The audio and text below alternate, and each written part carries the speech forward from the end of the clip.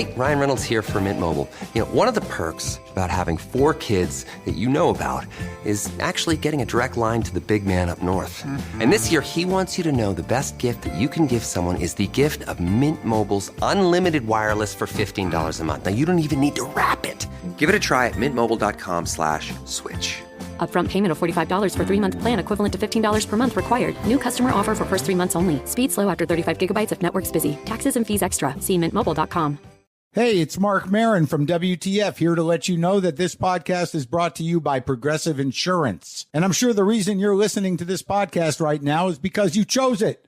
Well, choose Progressive's Name Your Price tool, and you could find insurance options that fit your budget, so you can pick the best one for your situation. Who doesn't like choice? Try it at Progressive.com. And now, some legal info. Progressive Casualty Insurance Company and Affiliates. Price and coverage match limited by state law. Not available in all states. It's third down. Did you see the game last night? Of course you did, because you used Instacart to do your grocery restock. Plus, you got snacks for the game, all without missing a single play. And that's on multitasking. So we're not saying that Instacart is a hack for game day, but it might be the ultimate play this football season. Enjoy $0 delivery fees on your first 3 orders. Service fees apply. For 3 orders in 14 days. Excludes restaurants. Instacart. We're here.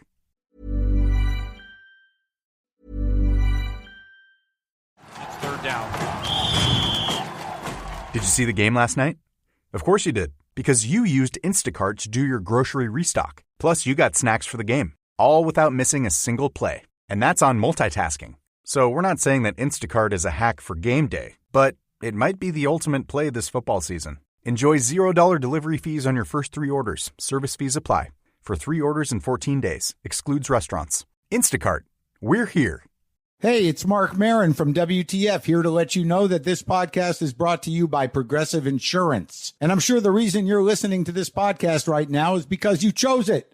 Well, choose Progressive's Name Your Price tool, and you could find insurance options that fit your budget, so you can pick the best one for your situation. Who doesn't like choice? Try it at Progressive.com. And now, some legal info. Progressive Casualty Insurance Company and Affiliates. Price and coverage match limited by state law. Not available in all states.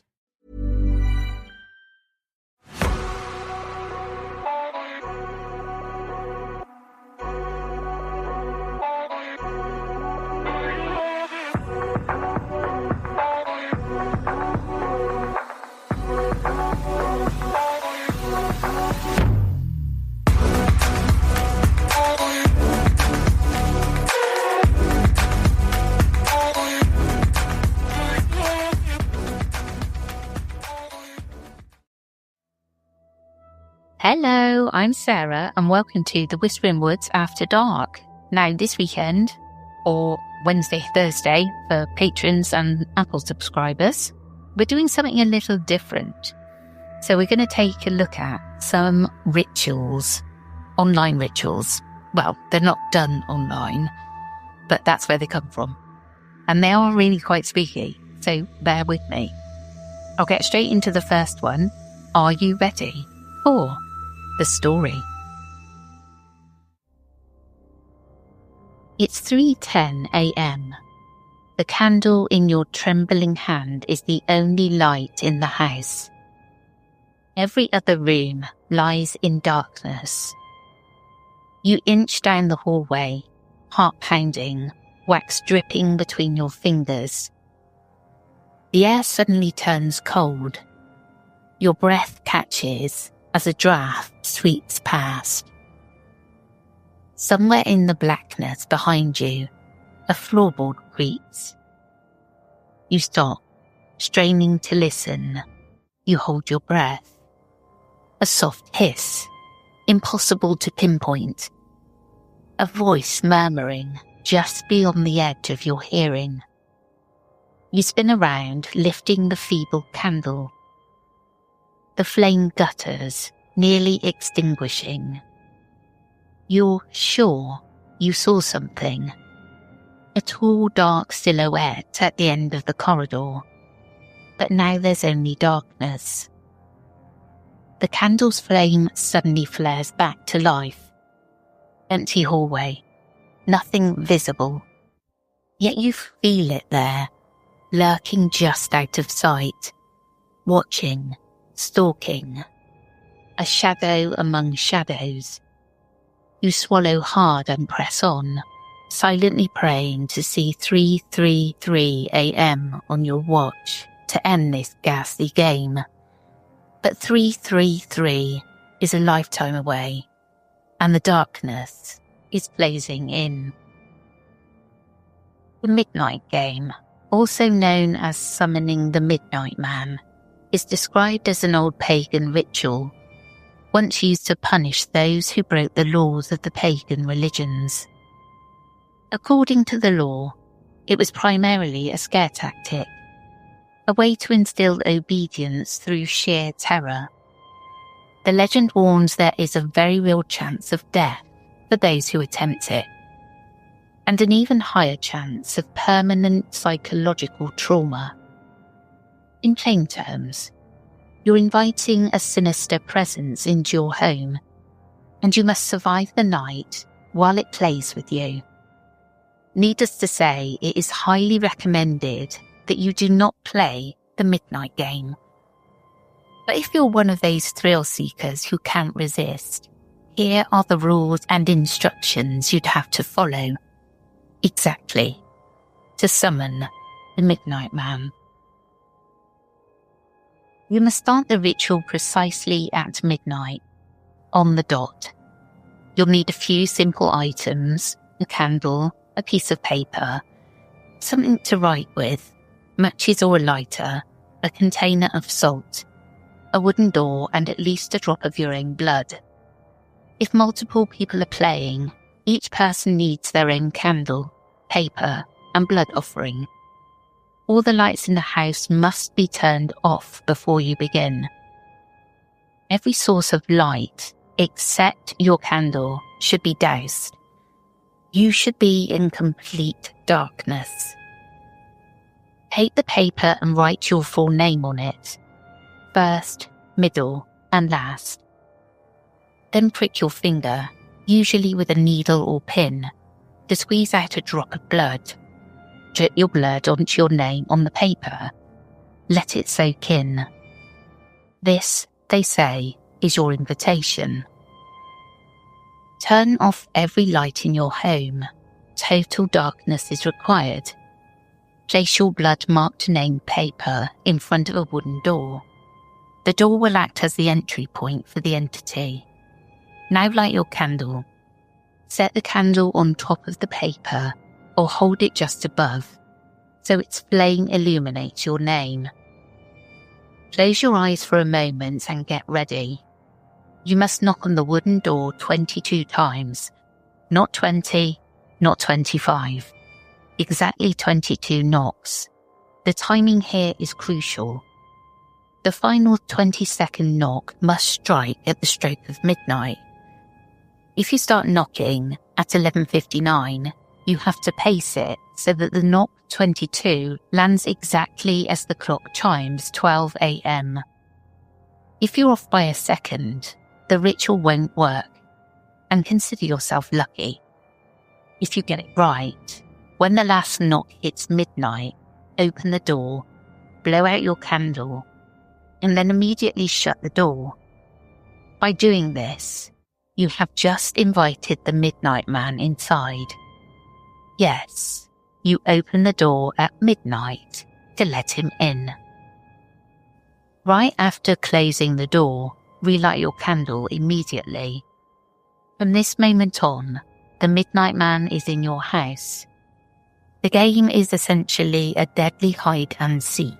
Your goal is to avoid meeting the Midnight Man until 3:33 a.m., which is when the ritual ends. You must now wander through the dark, candle in hand, and keep moving. Standing still for too long is said to attract him. Do not turn on any lights. The only light should be your candle's flame. How do you know if the Midnight Man is nearby? According to countless reports and the ritual's lore, there are a few telltale signs. A sudden drop in temperature around you is one sign. You might also see a black humanoid figure lurking in the corner of your eye. Pure darkness, darker than dark. Or you might hear very soft whispering, umming from nowhere in particular. If any of these happen, it means he's close. And if your candle goes out on its own, that is the ultimate sign the Midnight Man is right there with you. But what do you do if the candle goes out? Well, this will be your moment of truth. Should the candle flame suddenly extinguish, you have only 10 seconds to react. Fumble for your matches or lighter and try to relight the candle immediately. If the candle relights, great, the Midnight Man backed off for now. And you can continue the game, now on high alert. If you fail to relight within 10 seconds, your last resort is to pour a circle of salt around yourself on the floor. Sit or stand inside this salt circle and do not step out of it until 3:33 a.m. The law says the Midnight Man cannot cross a line of salt. The salt is your safety zone. A coward's way out, perhaps, but it beats the alternative. What happens if you don't relight the candle in time and you're too slow to make a salt circle? In other words, what if the Midnight Man catches you? The legends are grim. The Midnight Man will supposedly use hallucinations to confront you with your worst fears, your most deeply buried personal terrors made vividly real. You'll be frozen in place, utterly helpless, as this apparition of horror plays out. And while you're paralysed by fear, the Midnight Man will attack. The ritual text says he will rip out your organs one by one, and you'll feel everything, but be unable to react. It's a brutal, medieval-sounding fate. A slow, conscious disembowelment via nightmare. Whether anyone's lived to confirm that part, we don't know. And let's hope no one ever does. If you do manage to drop into a salt circle in time, the Midnight Man will lurk around you just beyond the salt's edge, waiting. But he can't touch you, as long as you stay within the ring until the end of the game. The game concludes at 3:33 a.m. But why 3:33? That gives the Midnight Man a full 3 hours and 33 minutes of playtime. If you last until that exact time, you've won. Supposedly the Midnight Man leaves at that moment, and your house will be safe again, for now. You can turn on lights and take a breath. But even if you win, the legend has a parting jab. Even when the game is over, he will always be watching you. Throughout the ritual, there are strict rules you must obey. Do not turn on any lights during the game. Do not use a flashlight. The only acceptable light is a candle's flame. Do not fall asleep at any point before 3:33 a.m. And definitely do not provoke or taunt the Midnight Man. Essentially, you have to respect the ritual. If you break any of these rules, all bets are off, and you're at the entity's mercy. The instructions hammer home that playing this game is a bad idea. Do so at your own risk, is the mantra repeated over and over. Around the mid-2010s, the Midnight Man ritual became part of the viral 3 a.m. challenge trend on YouTube. Dozens of YouTubers filmed themselves attempting the midnight game, turning off their lights at midnight and wandering around with candles and night vision cameras for our entertainment. One reason the Midnight Man ritual has stuck around is that, real or not, it creates a genuinely scary atmosphere for the participant. You're alone or with a small group of friends in pitch darkness for 3.5 hours, forcing yourself to stay awake and alert. You're primed to jump at every noise. You start noticing subtle things. Was that the house settling or footsteps upstairs? Did the temperature just drop? Or is it your mind playing tricks? The rules give your brain a catalogue of creepy cues, whispers, shadows, cold spots. So you're constantly on edge looking for them. It's almost a form of self-hypnosis or a suggestion-induced hallucination. There are also reports of very real dangers coming from perfectly normal causes. Walking around a dark house with only a candle can, unsurprisingly, lead to accidents. That's an anecdote of one person's cousin who attempted the midnight game. He apparently stumbled in the dark and fell down a flight of stairs, injuring himself, even burning his cheek on the candle in the fall. He survived, but when asked what happened during the game, he refused to say much.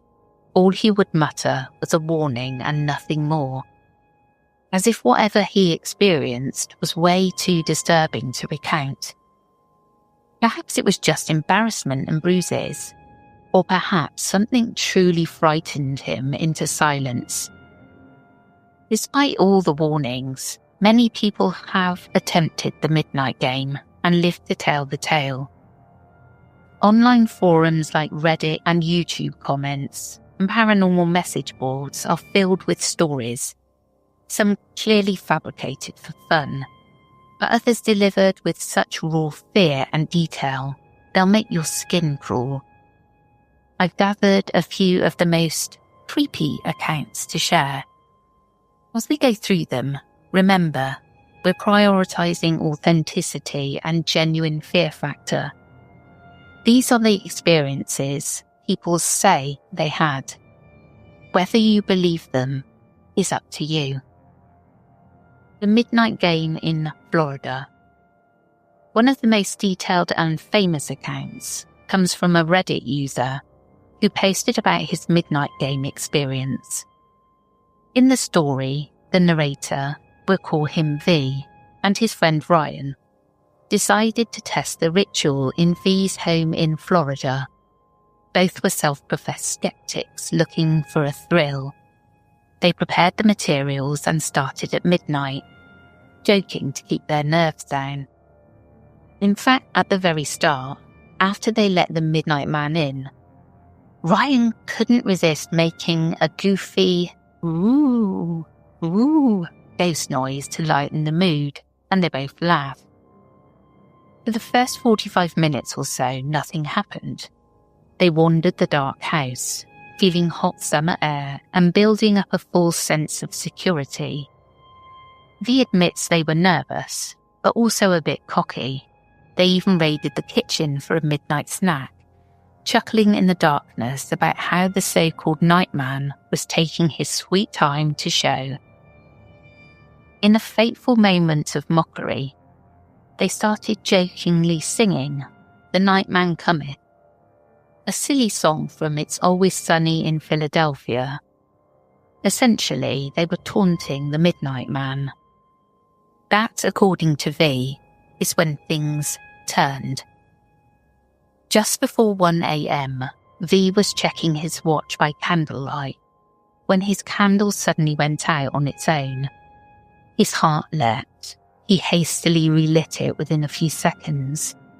Disaster averted, or so he thought. He exhaled and whispered, "Oh, that was close." Ryan up ahead stopped and asked in a strange tone, "What did you just say?" V repeated himself. I said, "Oh, that was close."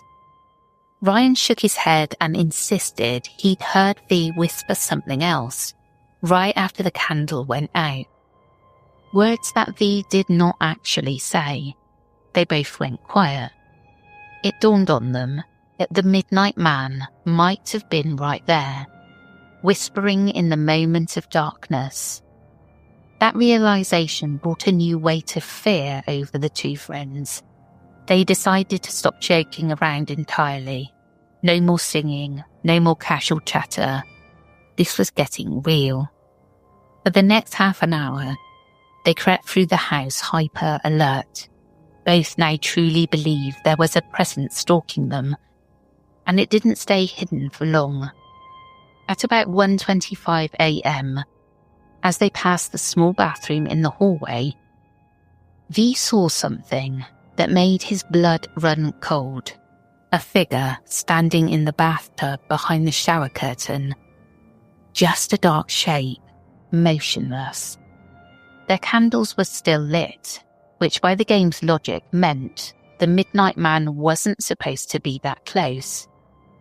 But there it was. V grabbed Ryan's shirt and sped them both into the kitchen, hearts hammering, without even explaining what he saw until they were safely away. When he did, Ryan's face went pale.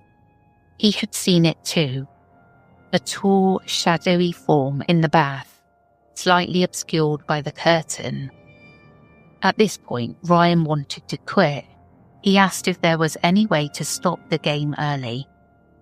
But they knew switching on the light or trying to leave the house might only make things worse. So they pressed on, terrified, but determined to survive the next 2 hours. Shortly after, they realised a terrible oversight. In their panic, they had left their container of salt back in the bedroom, on the far side of the house. If their candles went out again, they'd have no salt at hand to protect themselves. To retrieve it, one of them would have to venture toward the area where the figure was seen. Steeling themselves, they both inched back toward the bedroom.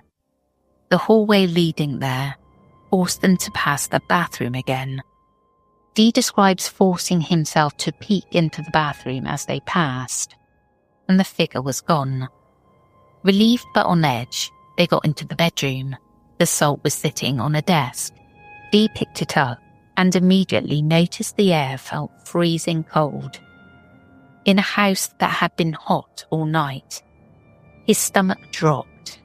That's when he realised Ryan was no longer right behind him. He'd stalled in the hallway, unwilling to step into the icy room. Sensing something, V turned around toward his bed. In the darkness, he could barely make out the shape of someone sitting on the bed. A silhouette of a person that hadn't been there a second ago. As his eyes locked onto it, the figure's head gave a slight bob, a subtle movement as if he'd just noticed him too. That was enough. V bolted from the room in utter panic, sprinting back toward the kitchen. Miraculously, his candle stayed lit as he ran, but he dropped one of the 2 salt shakers in his flight. Ryan saw V's face and needed no explanation. He simply yelled, "Go, go, go," and the 2 ran back toward their safer area. Ryan's candle went out during this mad dash, but he managed to relight it just in time as he caught up with V in the kitchen.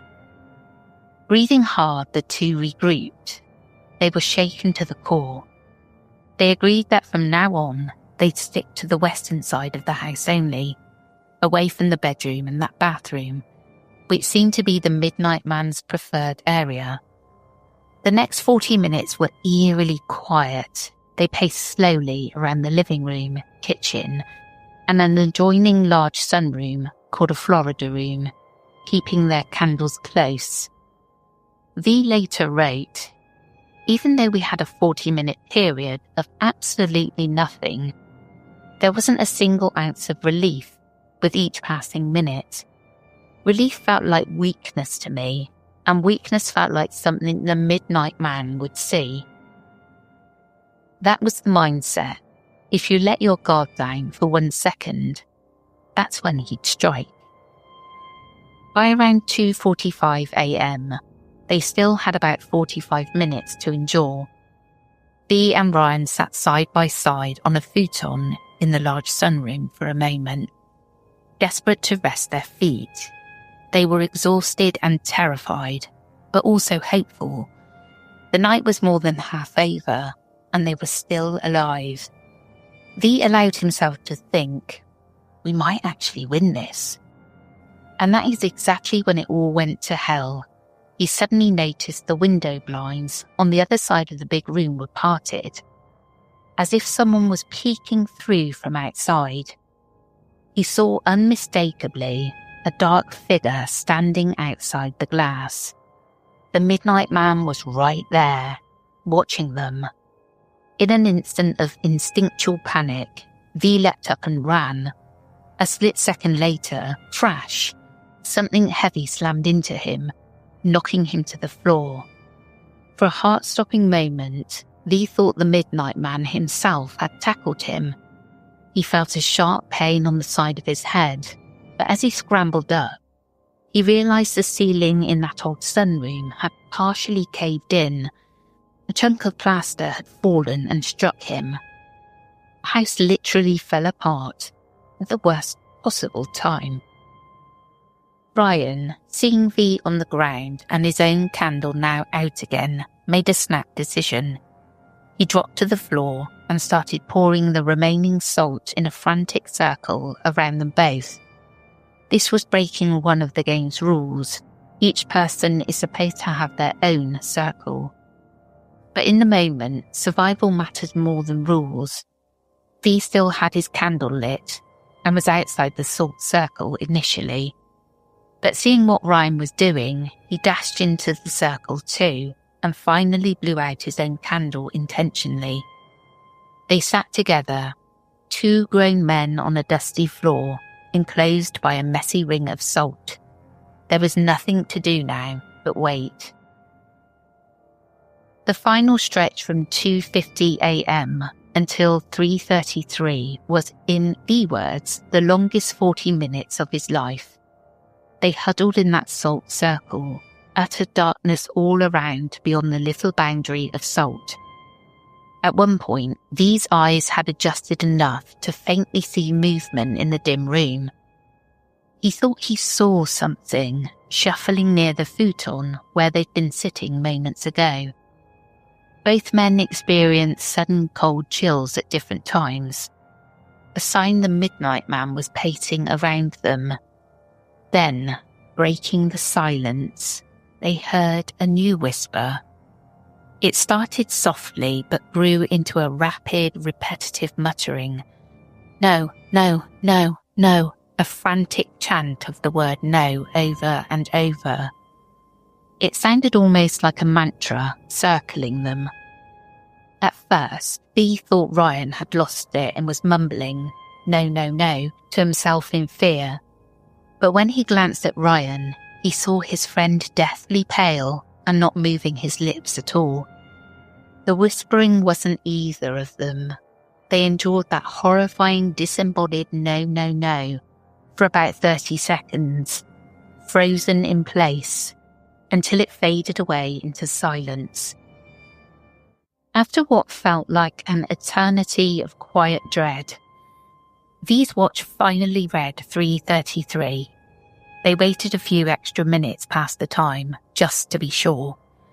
By 3:40 a.m, they stood up, stiff, shaking, but alive, and dared to flip on a light switch.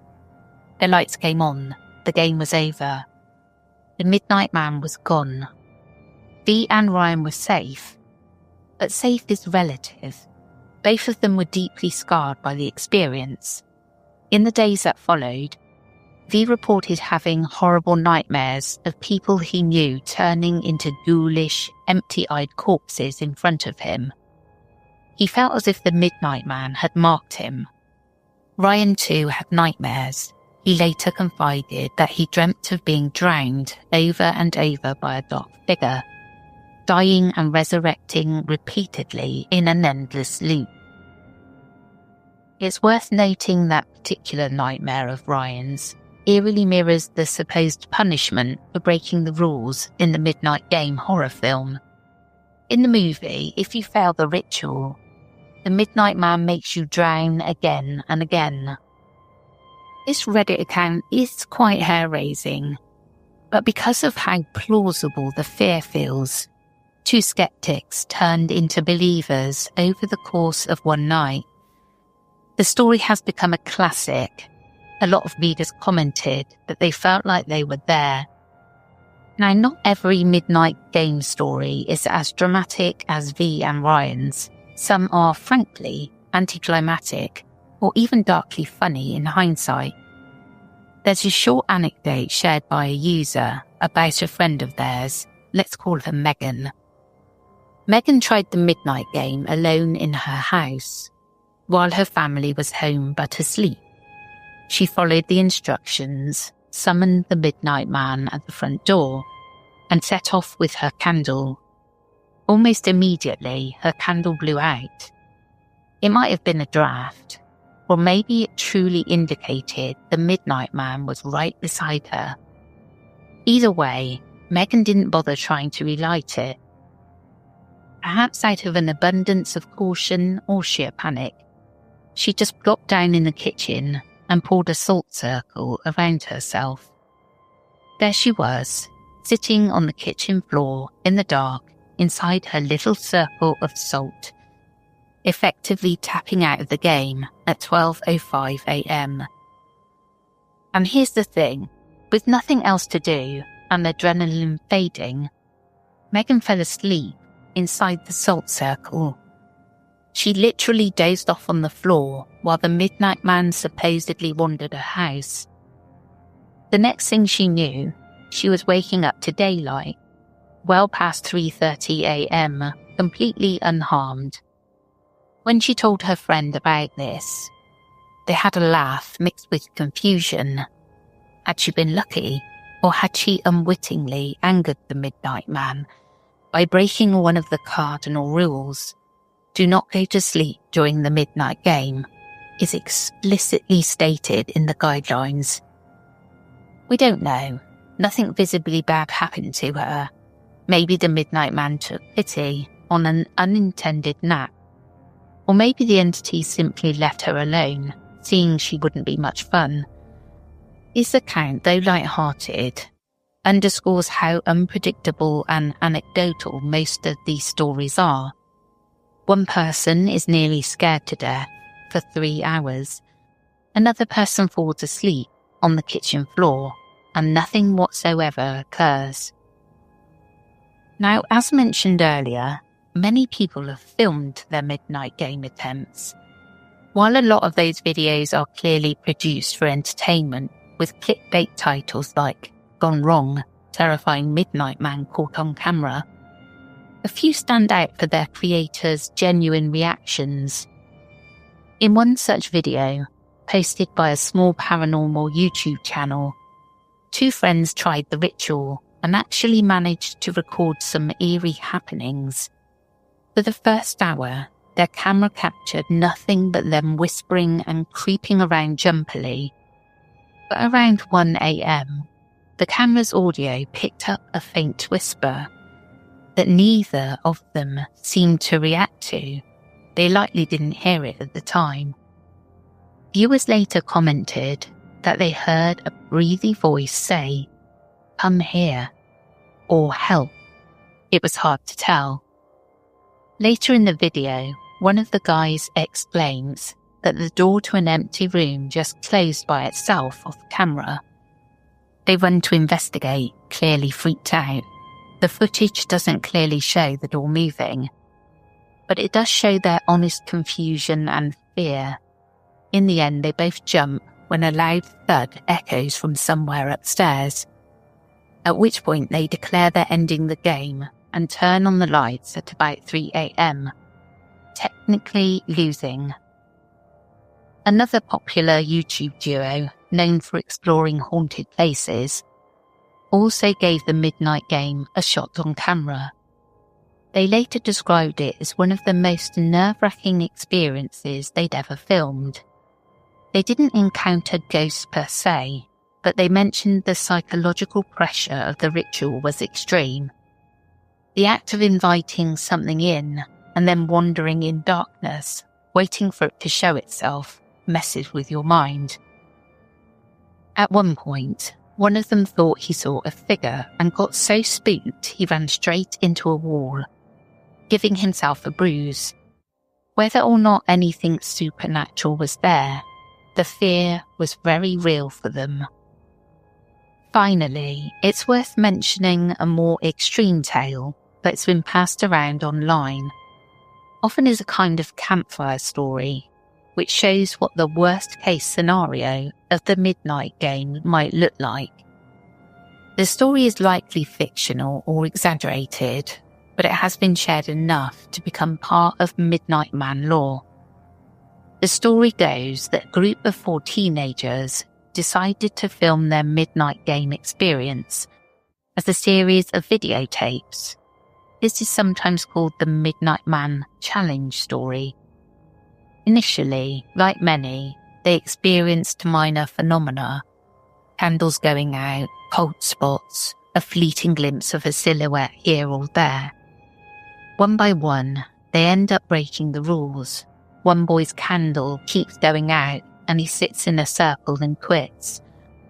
Another girl inadvertently taunts the Midnight Man by making fun of the others. One guy leaves the safe circle to use the bathroom. Another even falls asleep out of exhaustion. These are all big no-nos. The climax of the tale has the last remaining girl, who followed all the rules, reach 3:33 a.m, thinking she's survived. She flips on the lights, only to discover her 3 friends lying dead, their bodies gruesomely torn apart. The entity had apparently punished the whole group for the transgressions of a few. The final videotape supposedly ends with the girl dropping the camera and screaming as a shadowy figure advances towards her. Now, let me be clear, there's no verification that this actually happened. This reads like a scripted story, and indeed mirrors the plot of the 2013 Midnight Game film in some ways. But the reason I bring it up is because tales like this circulate as warnings. They're the modern equivalent of saying, if you're not careful, the bogeyman will get you.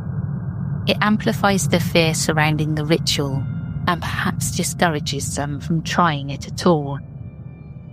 So the legend continues to feed itself. A spooky game that could actually kill you or drive you insane, or at the very least scare you more than anything else in your life. A PSA from Instacart.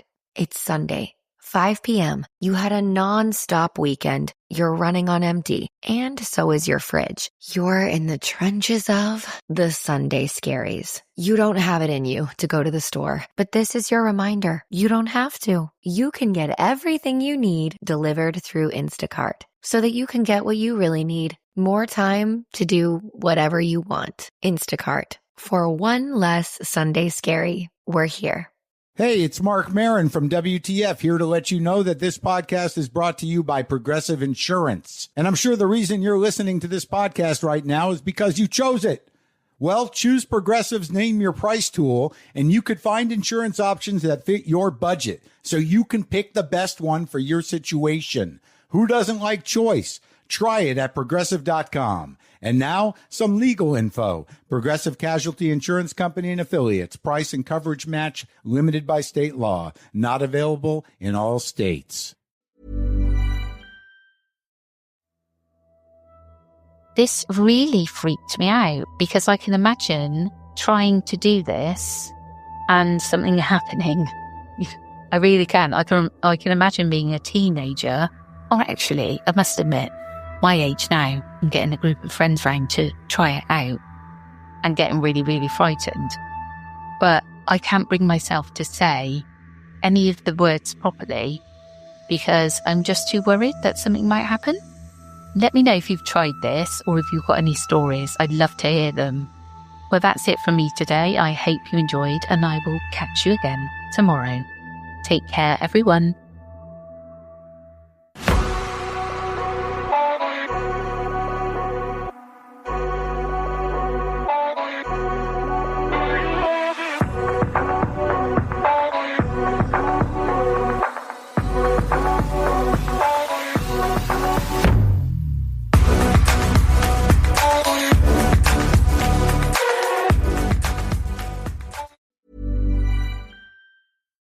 Hey, it's Mark Marin from WTF here to let you know that this podcast is brought to you by Progressive Insurance. And I'm sure the reason you're listening to this podcast right now is because you chose it. Well, choose Progressive's Name Your Price tool, and you could find insurance options that fit your budget, so you can pick the best one for your situation. Who doesn't like choice? Try it at Progressive.com. And now, some legal info. Progressive Casualty Insurance Company and Affiliates. Price and coverage match limited by state law. Not available in all states. Despite wintry conditions and heavy traffic, the holidays have to go on. That's why Mercedes-Benz SUVs come equipped with the latest safety technology to keep your festive plans on track. Discover the incredible offers for yourself at the Mercedes-Benz Holiday Love Celebration. Stuck in a dinner rut? Let Cook Unity handle dinner with chef-crafted meals delivered right to your door. Cook Unity makes it easy with new menu drops, weekly recommendations, and a growing community of award-winning chefs. Plus over 400 flavorful meals for every palate. Shake up your meal routine. Go to cookunity.com/mealtime50 or enter code mealtime50 before checkout for 50% off your first week. That's cookunity.com/mealtime50. The stories told on the Whispering Woods are inspired by historical records, witness reports, and local folklore. While every effort is made to research and represent events accurately, some details, names, and locations may differ from official accounts or have been changed out of respect for those involved. These episodes are created for storytelling and entertainment purposes and should not be considered definitive fact or investigative journalism.